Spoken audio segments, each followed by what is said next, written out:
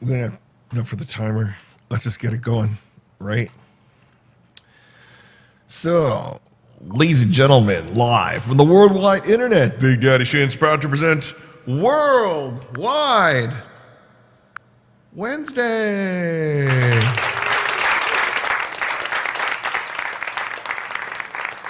Thank you very much. So, for those who do not know, my name is Big Daddy Shin, and it just happened that they're doing this. So,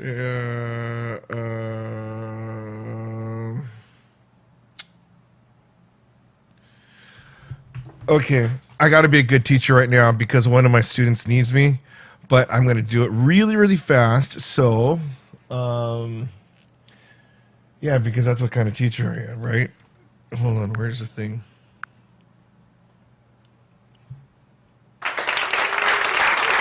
Okay, so let me get on this thing. So, yeah, it's the last week of school. It's the last week of school, and I got to do this. Okay, so let's see. There. All right, so let me tell this person. Go. Okay. All right, so, ladies and gentlemen, Big Daddy Shin proud to present Worldwide Wednesday. All right, there we go. So, for those of you who know, my name is Big Daddy Shin, and yeah, I'm a teacher, virtual teacher, and so since last week of school, I have to be there for my kids. Now, it's not just for like 3 hours a day or 6 hours a day. No, I mean it's virtual, so whenever they need me, they just call out my name, right? Then I'll go and have a Zoom meeting or help them with the test. Sometimes they're in recovery mode, and then they go, you know what? I got it. Can you help me out? It's like, okay. Because they have to finish all their classes before Monday, right? If they don't finish Monday, then they get a big F. So that's what I'm doing. But anyway, so I labeled this back to the grind, right? Because a lot of things are opening up. I mean, not just a lot of things, a whole lot of things are opening up, and it's like back to normal. The reason why I know it's back to normal is when I do my drive, okay? So I drive up to High Desert. I drive up to Victorville, right? An hour and a half, okay? Sometimes I woke up really early. I'm waking up like at 4:30, 4:45, get on the road by 6, and then it's like, hour and 15 minutes. Okay, no big deal. But if I leave at 7, it's going to be an hour and a half, okay? But still, you're going really awesome because the flow of traffic coming down the hill totally sucks, okay? But on the way back, usually you do a whole day of work, whatever. All the people that were like working down the hill, they go up the hill back to work, and that's like really bad traffic. But coming back down from Victorville, yeah, it shouldn't be too bad because the people who are from up there or the people coming from Vegas, the degenerates, I'm joking. But, they go down and that's fine.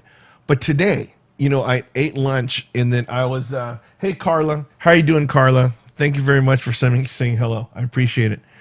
So, yeah, so I've been driving 3 hours a day. Okay, hour and a half there, hour and a half back. But today it was an hour delay on the thing called the Cajon Pass. Oh my gosh. So each day when I come back home, I'm perfectly fine in the morning, okay? But when I come back, I'm so tired. And then so 2 days in a row, I had to pull off the freeway and sleep for 5 minutes. Unfortunately, first time I pulled over, I pulled over in front of InNOut. And then so I'm napping it in there for 5 minutes. Oh, can we get a shake, right? There goes my diet. And then so today, when I pulled off the freeway, there's like a Del Taco, McDonald's, and stuff. So not only am I tired, I'm making excuses for myself, going like, "Oh man, I need to eat something so I could stay up because I don't know if I could stay another hour and a half on the road or whatever." And then so the drive's horrible. I don't know how in the heck, God's will, right?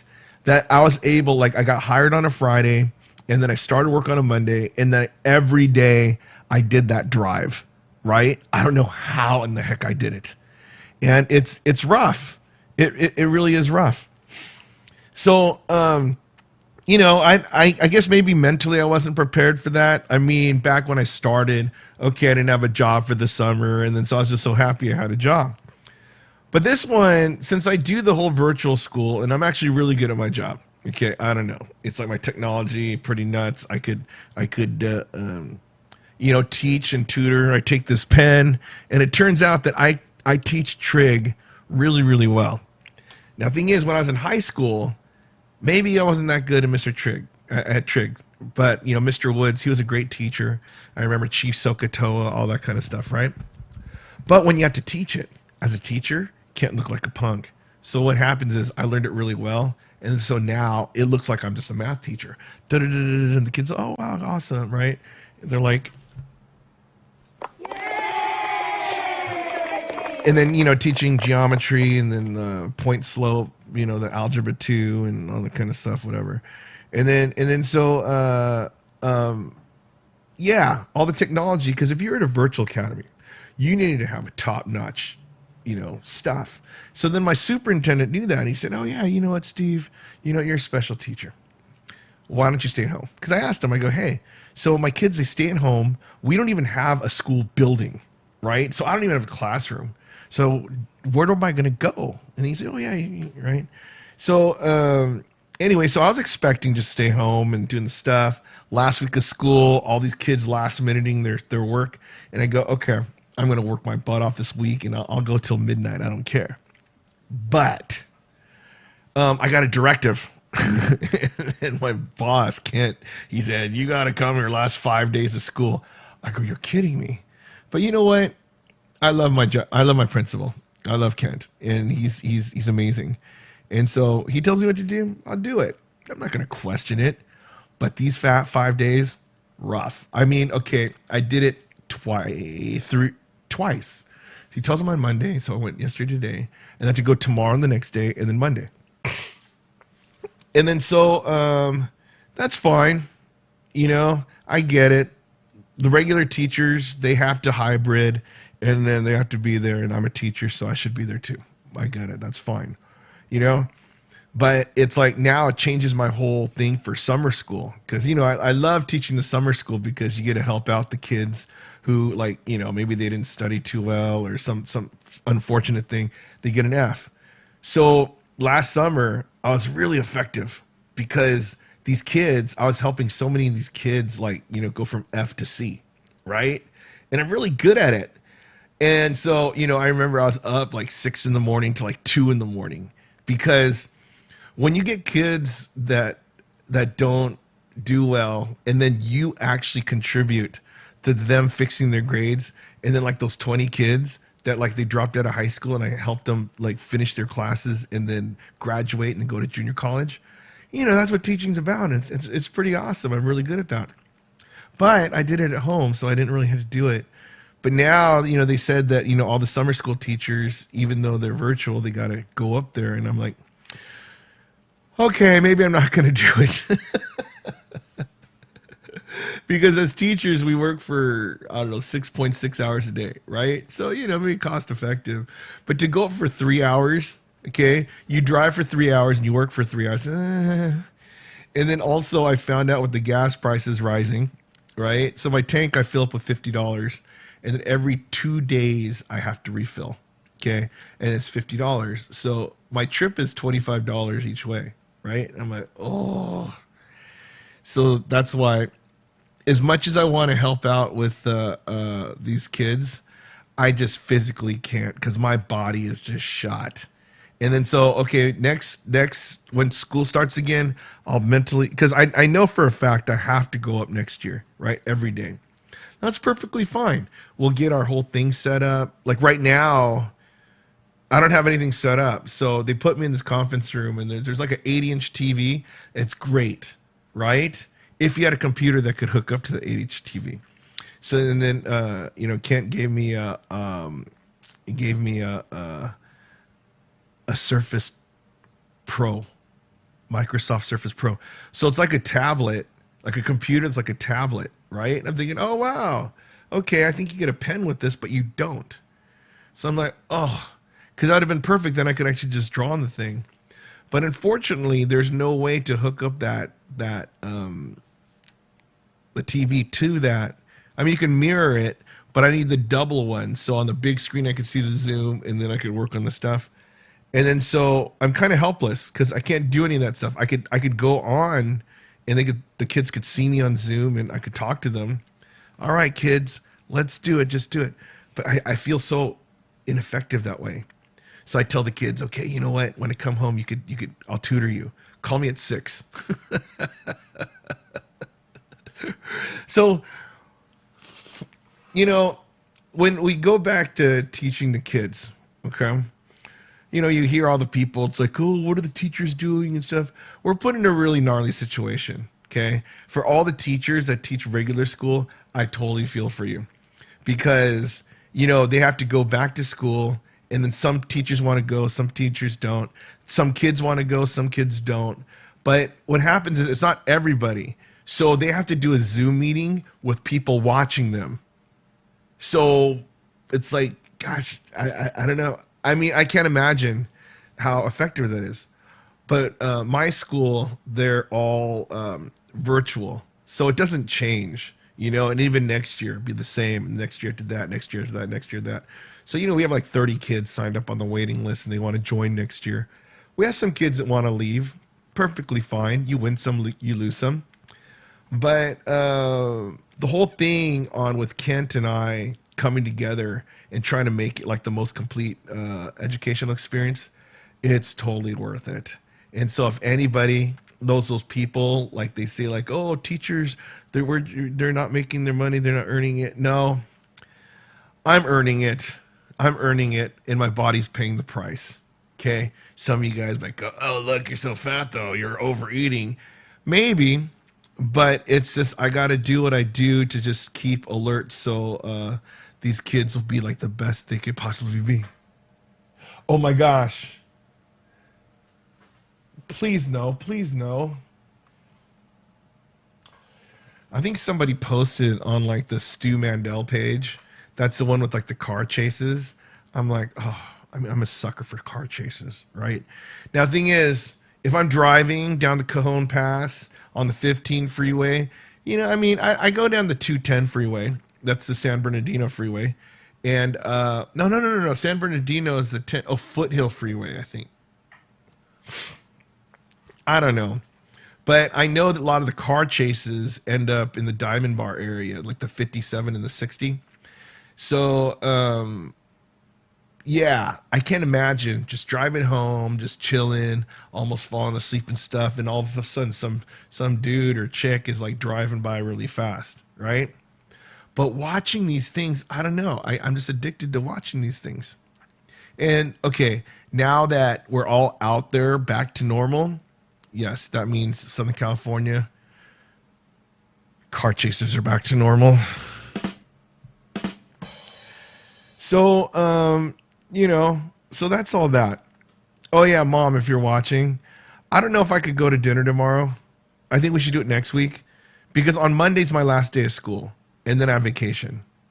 Vacation's all I ever wanted, right? So this is going to be the first time in a while that I had a vacation that was actually, I still had a job, right? So I kind of want to, relax and it'll be fun. But, it feels really good being able to go to the gym. I don't know if you could tell from there, right? But it's like, okay, I got up to 320 pounds, right? In this whole pandemic weight, whatever. And then it's like, it's a lot. To me, it's like ridiculously a lot. And then recently I got under 300 pounds.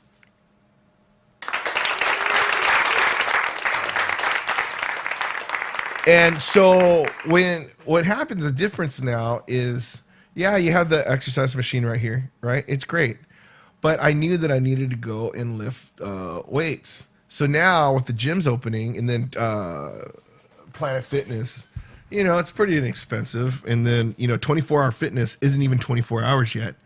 So it's the same thing. And I go lift weights there and then I feel much stronger. So that's why all the stuff that I'm eating, I'm burning off a lot of the stuff. So I'm maintaining and I feel really thick. And I feel like when I'm walking around, it's like my chest is out like this because I have those John Witt shoulders. If you don't know who John Witt is, he's one of my video game buddies, but he's a bodybuilder. And then he inspired me because I saw a picture of him like just showing his back. I go, oh my gosh, that's crazy. It's like, you know what? I want a back like that, right? And then so you have two choices. You either do nothing and just wish, or you do something about it. So, I'm doing all the different back exercises, and all of a sudden it starts to pull back. I'm like, yes, right? So, and as I'm eating like the fish and the chicken and the beef and the vegetables, so, I'm on the right foot. I'm not trying to lose like all this weight like all at once, but it's just a lifestyle part of it. It'd be great. I know. So LA Remix says, put a before and now picture to see the progress over 1,000 work videos. Okay, there is a video. I'm on a tank top, and when I first started, I started 310 pounds. So when I got to 320, after like 1,200 days, I'm like, all right, not 1,200 days, it's like 11 something. I'm like, okay, that was a big waste of time, right? But, I got down to like 240 something. And it's funny too, because sometimes I see my friends that I didn't see for a long time, right? It's like, oh yeah, I just lost a lot of weight, right? But thing is, if I'm weighing 280 or 290, they look at me and like, okay, yeah, sure, whatever, right? Hey, dude, Paul, do I look less weight? No, because these people are used to seeing me like a 240, 245, right? So I'm like, oh, wow. So that's why the whole perspective thing about me being excited about like exercising. Yeah, if I get down to like, 290 or something, of course I'd be happy because, I'd have that 30-pound flux. But I'm pissed because I let myself get up that high. It's like, oh my gosh.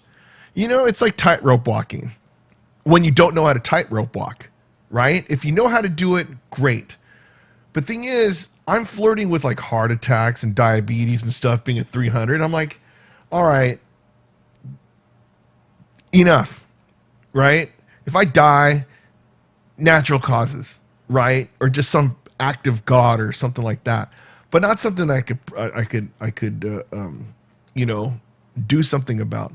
So I'm doing it, and I feel pretty good about it. And then also what I realize is a lot of things that I do. Okay, I realize something about me. I'm changing the subject. Gosh, these people. Oh, it's Jill. Oh, hey Jill, if you're watching, I hope I could see that house too. So I realize that a lot of stuff that I do for fun, people go, hey, dude, why are you so happy? Why do you feel like you have all your stuff together, right? A lot of things I do, it's like practice for something that's going to happen in the future, okay? For instance, let me give you an example. When I'm talking, like, okay, when I did like, when I played basketball as a little kid, right? I wasn't that good. I did it because it was fun. Stuart really good at basketball, and then I figured, oh, okay, I just want to do it. I want to be like Stuart, right? Everybody else wants to be like Michael Jackson. I want to be like Stuart. And then so I go, but then I had really good coaching, so I knew what the strategies were, but I just couldn't do it. But so I'm like, okay, what am I going to use this for, right? Then later on, like 20 years later, I ended up being a coach at Fremont, the inner city, and not a basketball coach, but then I became, like father-son thing with one of the top basketball players. And then when he got in a car accident, I rehabilitated him, and I was able to do these basketball drills. I was like, wow, who would have knew, right? And also like my trigonometry, it's like, why do you need trigonometry? How much trig do you need to push the buttons at the gas station, right? No, but then now I had to do it so I could teach that kid trig. Or like, when we're a kid in Spanish, Orange County, it's like, I took 4 years of high school, 2 years of college. But, I didn't really need to practice. I'm like, why? Right? Flash forward about 35 years later, I become a Spanish singer in Mexico. You know? Que padre. So yeah, and then also my boss Kent, he's fluent in Spanish too, right? Not in Spanish 2 like in Spanish 1, Spanish 2. No, he was a missionary in Bolivia. So his Spanish is really good.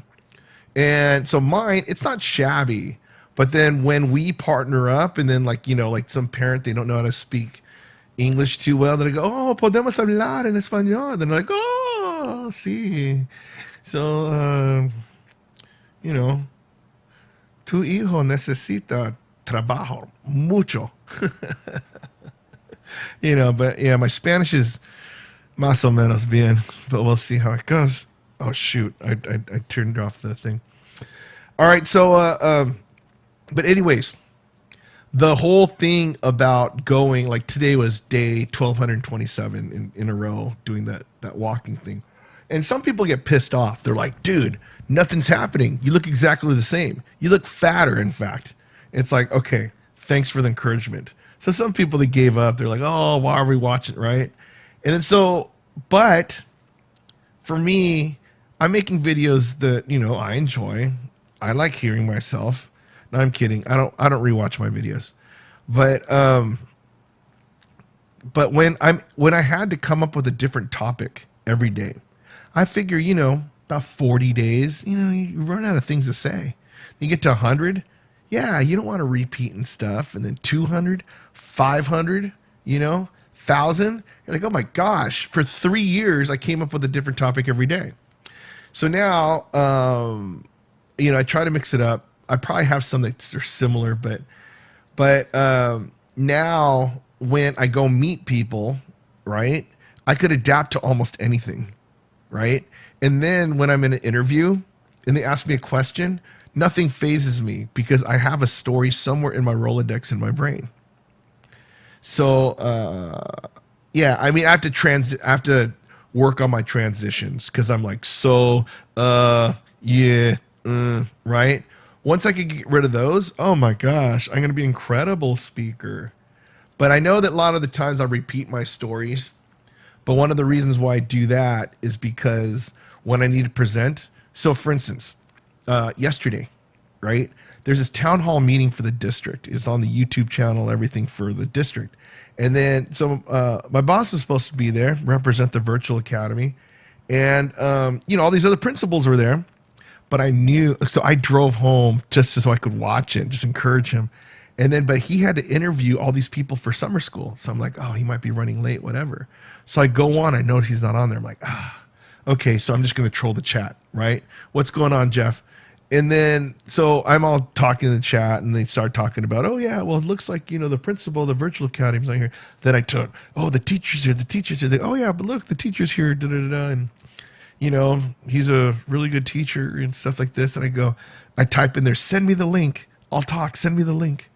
So they sent me the link. I go up there. Oh, I had to change my shirt, turn on my lights, all that kind of stuff. And then I pitched my school. And then I didn't realize from talking about it so much, it was really good. It was a really good pitch. So a couple of the people that were watching, they sent me emails and they wanted to talk to me about sending their kid to our school. I'm like, oh yeah, bring them on over. But just know, we're a high achieving school. You kid comes in thinking they could just go and sit on the bed and not work. Yeah, we're going to send them back to where they came from. Right? But anyways, yeah, in reality, they're going to have 4 weeks. But if they put in 0 hours, yeah, it's not for them. But if they put like 4 or 5 hours a day, oh my gosh, let's go for it. So that's one of the things. And then, these Worldwide Wednesdays. Ooh, Dolly. Hola, ¿cómo estado? See? So Dolly is the Georgia Swan's mom. Yay. I keep forgetting the thing. It's not on there anymore. So she's watching from Venezuela, right? So anyways, it's all these things about preparing for the future. You don't know what you're preparing for. It's like, when I used to do breakdancing when I was in 7th grade, who knew that one day I would be an international belly dance producer?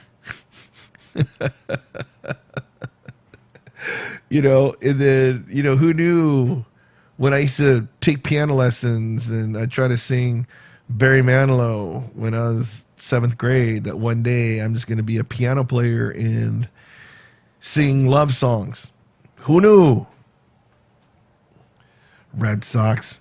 Jeffrey, Giordano, I don't even know why I like the Red Sox, right? They cheat just like Houston, freaking Cora, right?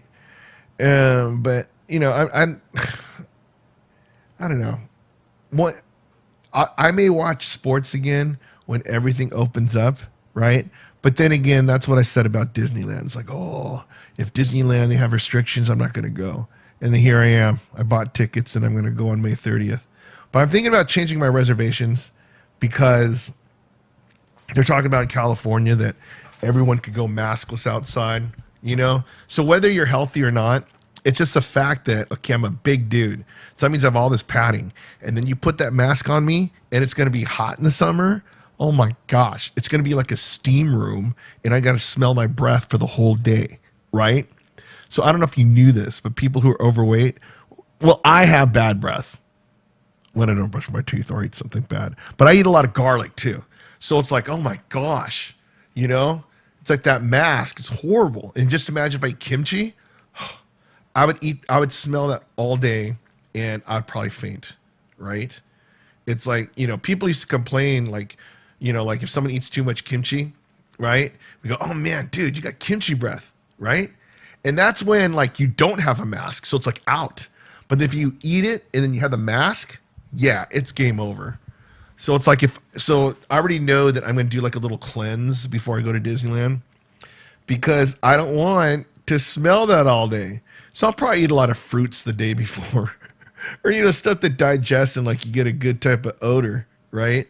I hate chewing gum. So that's not an option. And, so it'll be like, it'll be fine, I guess. But, when I do, so when I'm outside, I rip off that mask as soon as possible.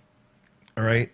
So that's why, outside when I'm like walking around, oh, it feels so much better that way. Right. But now when I go to Costco and stuff like that, it sucks, especially when I'm at the gym. It totally sucks. Right. And people say, oh, it's better to be safe than sorry. Yeah, probably. Right. But it's like, I'm a high risk, whatever. But anyways, we'll see what happens because June 15th, that's when everything comes off, right? Everyone's gonna do a strip tease with their masks and goes back to normal. And then I'll be stuck with like about 1,500 of my masks, but it's okay. It'll be a collector's item someday. Right, whatever. I gotta get famous first. So I think that's pretty much it. I don't know if there's any questions on the chat. Yes? No? But the main thing is we're back to the grind and I don't like it, but it doesn't matter whether I like it or not. That's just what we have to do. We have to go back to work. We have to do our stuff. Okay, so the Almighty Jug says, where is the foot massages? Okay. Jug, are you in LA, Orange? Are you in Southern California, Jug? I'm on the borderline of LA and Orange County. But where do you live, Jug? What city? I don't want the street address.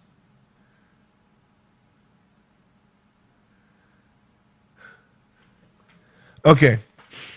So in Jersey, I have no idea. But in LA, okay, we're really diverse in LA. They have the little towns of whatever, okay? So if you're Korean in LA, there's Koreatown, especially in Orange County, there's Koreatown. You're Vietnamese, you go to Garden Grove, there's a little Saigon, right? And then there's Chinatown in LA, there's little Tokyo, there's little Armenia, there's, different towns for the different, and then there's like Little India, in Artesia, right? And then so everywhere has their different things. And in Monterey Park, it's more Chinese over there, right? So the foot massage places, they're usually in the predominantly Asian places like Monterey Park, Hacienda Heights, and you have Cerritos and you have Garden Grove, those ones. So some of them they charge 25 now. Some charge 30. I saw one in Long Beach for 20, but it's hard to go because when you're doing a massage, and I just talked about how I hate having the mask, and you have the mask on the massage, so it's kind of like, you're in a body bag, and then they're like massaging you, and it kind of sucks. Yeah, in Nashville, I doubt if they have it over there, right? But some of the ones we went to, the one in Long Beach isn't too bad, okay, but I went to a couple of them. I went to one in Garden Grove, but no one is ever going to replace Lee and Lisa at Sunshine Foot Massage. If I find out where they are, first of all, I'll probably buy a couple $100 worth of massage tickets. I don't care. I'll give them away to, my brother or my mom and stuff. But they're... No. I'm not a big on the happy ending type massage places, right? So I tend not to go to places that are bad. So when I go to Mexico, people say, "Hey, is Mexico dangerous?" I'm like, well, to me, it's not too bad because I don't go to the places where bad people hang out. I don't go to bars or strip clubs or kind of stuff like that because, if you go to those places, bad people are there and people die, right? So thing is, even those massage places that Eric's talking about, it's like people die in those ones, right? I don't want to be getting a massage and all of a sudden they start doing the finger snap, whatever it is, right? And all of a sudden the last one, and then you're dead. For a $20 massage, no, I don't want to do it.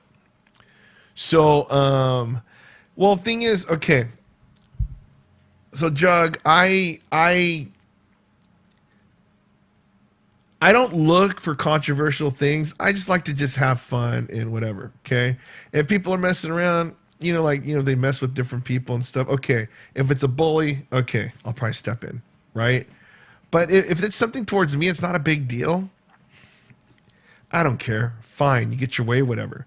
But if it's something that directly affects my family or my friends, okay, I'll get a little upset and I'll try to do something. But yeah, go into okay, I love Vegas. Let's get that straight. I love Vegas. But the thing is, in Vegas, there's bad stuff going all over the place, and people go there, but that you have American law over there, right? But thing is, in Mexico, in Tijuana, right? There's downtown Tijuana, and they have a casino, and then there's a bunch of, vagrants and stuff like that, and gangsters probably, right? And you have the coyotes who they're the ones that sneak the people over and stuff. So there's a lot of bad element right there. If I go hang out at that place, there's a good chance something bad will happen, no matter how good my Spanish is, right? So my friend, he's my friend. I was gonna say my friend's boyfriend, but the guy's my friend too, right? He went to Mexico one time, and then he didn't come back. We're like, dude, what happened to him, right? He calls us from jail, or he calls his girl from jail. I go, oh my gosh, what happened? So then he went to a bar just to get a drink. Gets a drink, pays for it, leaves. They go, hey, you didn't pay for your drink. What are you talking about? I just paid for the drink, whatever, right? They call the cops, and then they arrest him for stealing. So he spent the night in jail. And I'm like, okay, that sucks. Dude doesn't speak Spanish either, right? And then so, his girlfriend would go and bail him out and everything. It was pretty messy. So that's why if I go to places, I don't mind visiting a church in Mexico or the little stands or just things that are honest. Hang out during the daytime. But, nighttime where it's you have a bunch of crazy tourists and, you have crazy tourists out there. They're getting drunk and everything. So you have all the bad element looking for people to rob. But that's anywhere. You can do that in LA. But then instead of having gangsters try to rob you, it'll probably be some homeless. So, yeah, that's pretty much that. Any other questions? Might as well. These are the times where I'm kind of tired, but then you want a good, honest answer from me? I'll tell you the answer. I won't say anything controversial. I'll give you double-sided on it. So Skid Row, we have a really gnarly homeless problem in LA, right? But there's nothing real much we could do about it. So I was listening to the news, and they're interviewing a bunch of the homeless. So what they're doing is they're trying to house the homeless. They're putting like millions of dollars to this thing, and they want to put them in like hotels and stuff. Which, some people go, wait a minute, they're putting these people nice areas and stuff, right? So like, I remember going to Laurie's, it's in Beverly Hills. And then so I see a bunch of tents, and I'm going, oh my gosh, these people have better zip code than me. They have better real estate than I do. But they own their tent, they own their home. But I get it. People need places to live, and then people need to, survive. And then so, I heard some activists are like, oh yeah, we need to feed these people and give them homes and all that kind of stuff. I get it. That's fine. Okay. But they're interviewing some of the homeless people and say, oh yeah, I don't want to go there because they're going to control my life and stuff. I like the freedom of going wherever I want and stuff. I go, okay. But you know what? That's not my problem right now, is it? It's LA.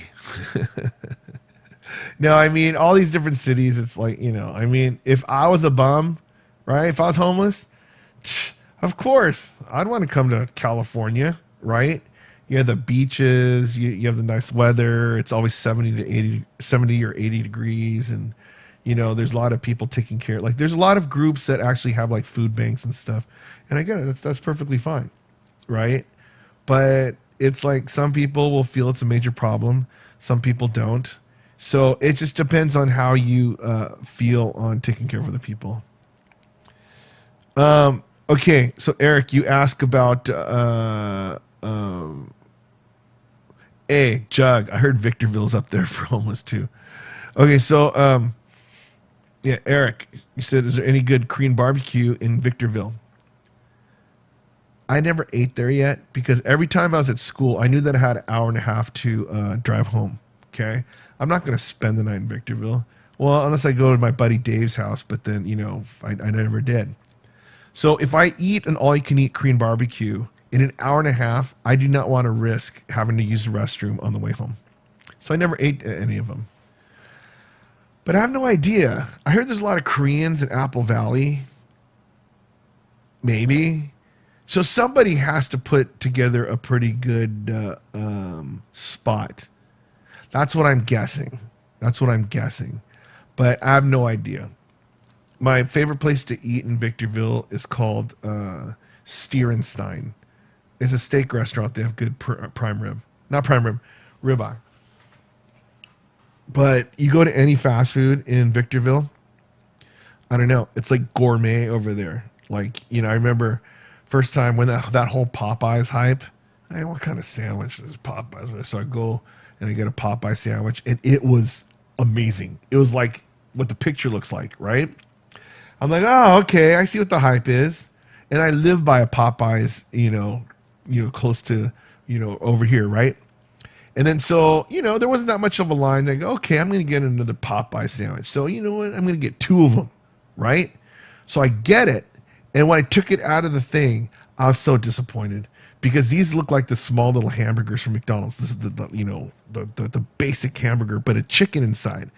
And I'm like, this sucks. This does not look like the same sandwich in Victorville. So same thing, InNOut. Sometimes you go to InNOut and just your burger just seems smaller. But in Victorville, your InNOut burger looks like the picture. It looks like the commercial.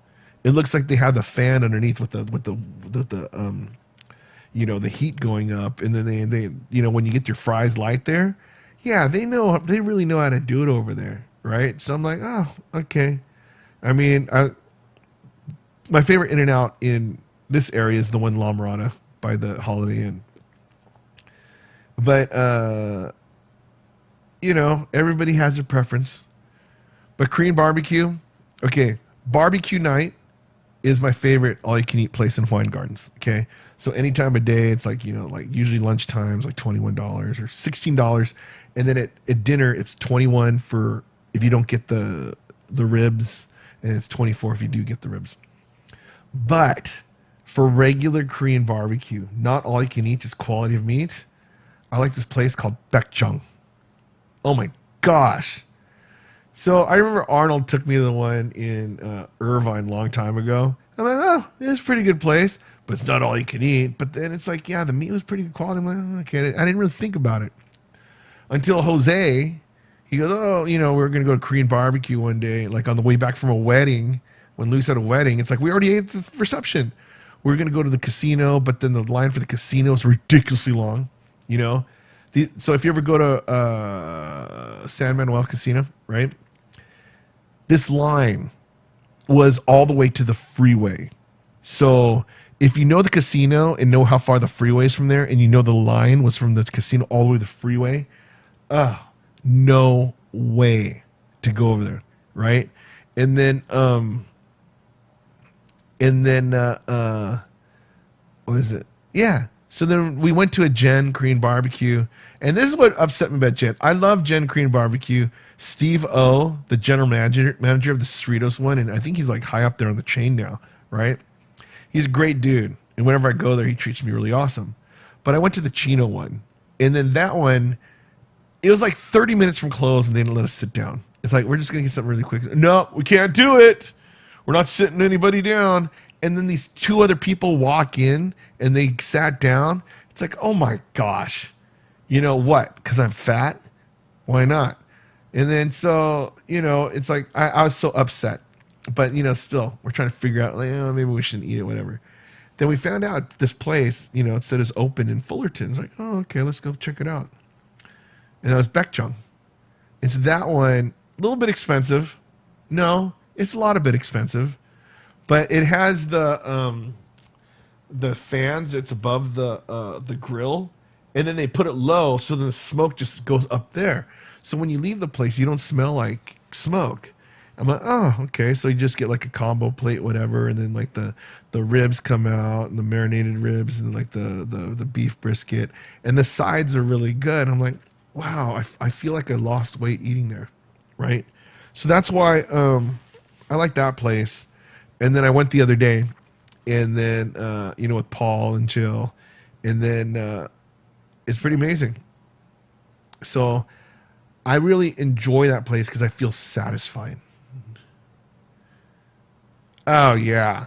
That meat is, like, insane. So, okay, on the Stierenstein, okay, when I went to there, I think the video you saw me, I got, like, the Stierenstein steak or whatever it was. I forgot what it's called.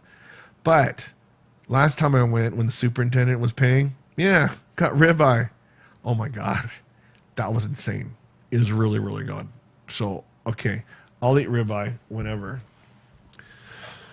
But lately, I'm trying to stay away from eating like big stuff because my body's getting used to eating these small jars, the portions. So I remember, as I started this, the portion control, and then I went with Jill and Fatim to the Chinese restaurant, and then we ordered all this food because I'm used to ordering all the certain types of food at Bukyeong in Garden Grove, the Peking Gourmet. So you had the tofu, the hot spicy tofu, the kung pao shrimp, and then we had some chicken thing, all these different things. Hey Madison, what's going on? And then so all of a sudden I looked at it and I realized this is a lot more than I'm normally eating. And then that effed me up really bad. I'm like, oh. And then so Jill and Fatim, they go, oh, let's go get some dessert. And I'm like, oh, okay, whatever, right? So then we went to this place where they serve green tea, machi. I think that's what it's called. Everything was green tea this, green tea that. I'm like, okay, I don't even know what it is. Just order me something. So I did it. And then that's the first day I realized that my metabolism's changing because Garden Grove is about like 40 minutes from my house. And then as soon as I got in my car, I'm like, I don't think I'm going to make it home. And then 30 minutes, I was dying. I mean, you just do that countdown and it was bad. But I figure, okay, I made it home. And I'm like, okay, thank God, right? And then so I go back to eating the smaller things. And then same thing when I went to Baekjung. I'm like, oh my gosh, it's so much food, whatever. That's why when I hung out with my mom and Kurt, I ate a salad. You know what, Mom? I want seafood salad, and drink water, Coke is like an instant diuretic or something. I have no idea, right? But it was, I feel things changing. So my lifestyle is it's getting there. It's getting there. I'm adulting, now that I'm 50, right? Finally. And I, save money, should be able to buy a house. Depends when things go. I don't frivolously spend. I'm trying to eat better. I'm trying to get good exercise every day. And then getting back to work, my sleep habits are better. Like today, I'll probably sleep within the hour, right? Because I got to wake up at 4:30. And just being responsible. It's awesome.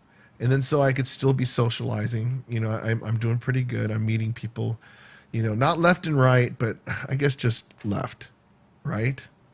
Yeah. And then so I feel like I'm back to normal. Okay. But I forgot how much of a grind my real life is.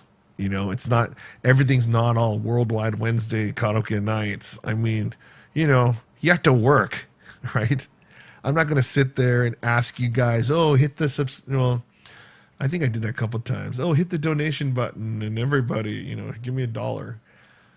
No, I mean, if you want something, I'll give it to you for free. I don't care, right? It doesn't cost me anything to do this YouTube stuff, so why should it cost you, right? So that's pretty much that. Anybody else? Anybody? Anybody?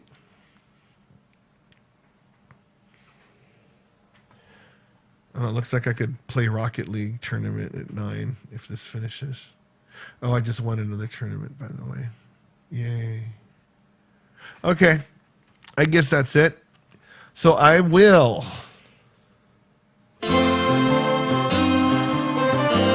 see you on Friday. Wait. Hold on, wait. Okay, so Eric asked, why not just rent in Victorville? That's a great idea, right? But thing is, I'm going to be living there for a very long time. Okay. So I'm 50. I think I have to work till I'm, I don't know, 65, 62, right? So it's going to be like 10 years or something. Now, I lived at this current place right now for 10 years. I start off at $1,000 a month rent, right? Now I pay $1,175 for rent. I mean, it's pretty cheap, right? I'm honored that they didn't raise my rent like crazy. So for 2-bedroom, 2-bathroom place, in this area, it's pretty sick. But if I bought a place 10 years ago, that's $12,000 a year. That's $72,000 that I could have paid towards a house. Okay. So now I'm sure it's a little bit more to rent over up in Victorville, right? So that's another $72,000 that I'd be giving away, right? Instead of just buying a house and then paying a mortgage that's about $1,000 a month. And then so at the end of my Victorville tenure, then I could sell it and then, go wherever I want. That's why. But also, I don't know. I'm 50, Eric. I got to grow up.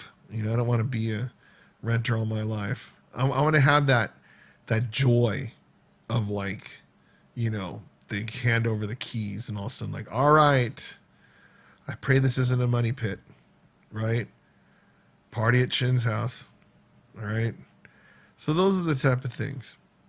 But it's one of the things where, okay, this is what I'm super thankful for, okay? That since I'm adulting, I'm saving money. I paid off my credit card, my cars, and all kind of stuff, right? Before, it's maybe I want to buy like $1,000 computer or something like that. It's like, oh man, I wonder if they take payments and stuff for layaway, right? But I feel blessed that I could just go there if I wanted to get an Apple computer. I could just buy it, right? But the thing is, I don't want to, because the thing is, in a year or two, it's going to suck, right? But then now, I saved enough money to buy a small car, just say some Hyundai or something. I could actually go there and I don't have to worry about oh man, my $300-$400 payment a month. So it's no, you know what? I think I could buy that car, right? Now I'm not a baller and I could go and get just go buy a Honda Accord and go, hey, all cash, or or something, buy a Tesla. You know, that's pretty crazy, right? But that's why I try to work hard to save money so I could do those type of things. But for renting a house, I could afford like, you know, like a moderate house and stuff, right? And then start doing that, and then you have a place called home. That's why. Is it smarter to rent? Probably, Eric.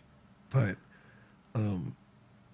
we'll see what happens, because the real estate market is crazy, and I'm perfectly fine living here, even though my drive sucks.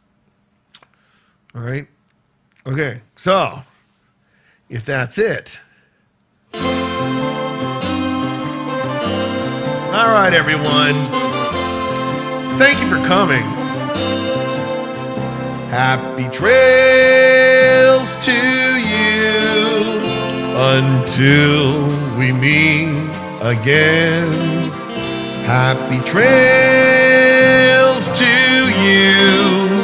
Keep smiling until then.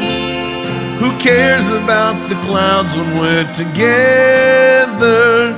Just sing the song and bring the sunny weather. Happy trails to you till we meet again. Yes, thanks Dolly and Carla, Madison, Eric, Almighty Jug, Jeffrey Giordano, LA Remix. I'm sure my mom's watching out there too. Thank you very much.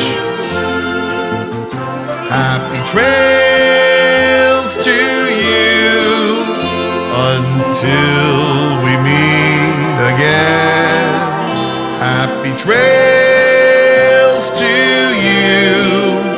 Keep smiling until then. Who cares about the clouds when we're together? Just sing a song and bring the sunny weather. Happy trails to you till we meet again. Yes, don't forget, come back this Friday for karaoke nights. It's gonna be awesome. Happy trails to